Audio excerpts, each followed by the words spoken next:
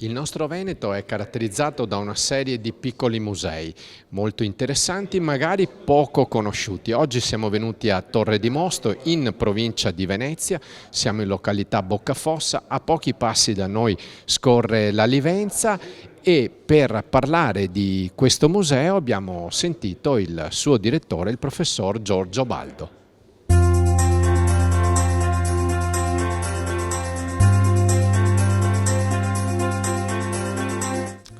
Il museo nasce nel 2007 e nasce come tentativo di portare all'interno delle campagne bonificate l'arte contemporanea.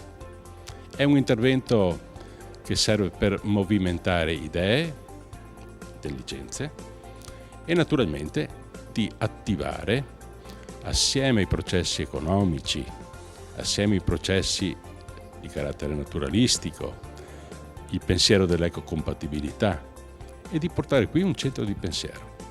Allora, sorge questo museo in un territorio importante, un territorio a forte vocazione agricola, un territorio di bonifica che per certi versi qualcuno potrebbe pensare ancorato al passato, in realtà con l'arte moderna è uno sguardo al futuro.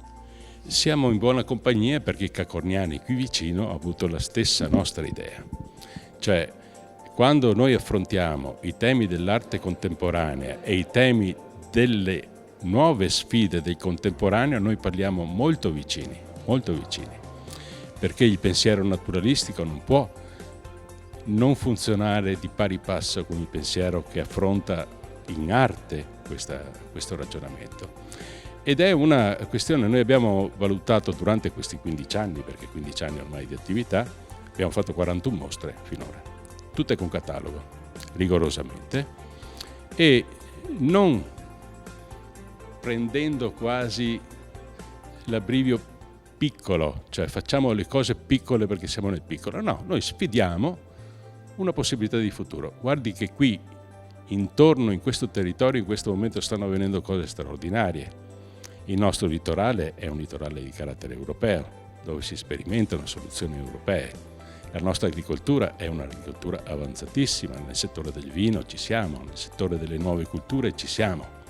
Noi abbiamo visto lo scorso anno, quando lavorando con il Vega abbiamo fatto 3 parchi d'arte in realtà agricole, abbiamo lavorato con gli agricoltori, ma per fare parchi d'arte contemporanei.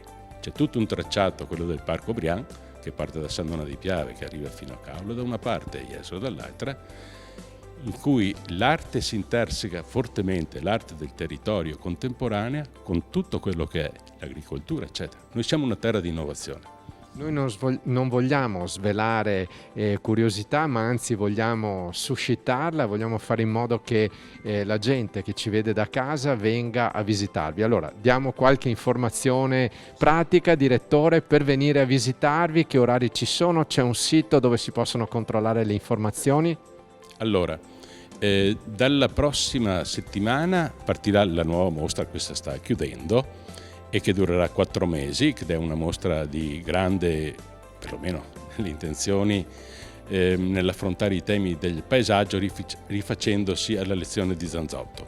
Più linguaggi, dalla foto all'arte, alle installazioni, e poi faremo teatro, faremo rassegne e così via. Il nostro sito c'è, si trova facilmente, Museo del Paesaggio, cerca .it, insomma è una cosa così.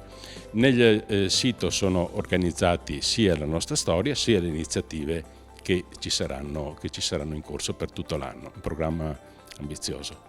Non so se ho fornito tutte le informazioni che desiderate, ma siamo seguiti anche dai social, perlomeno abbiamo il nostro sito, il nostro categoria di riferimento e staremo molto più attenti ancora di più alla comunicazione, e vi ringrazio oggi per essere qui a fare già questa cosa che ci aiuta in questo scopo.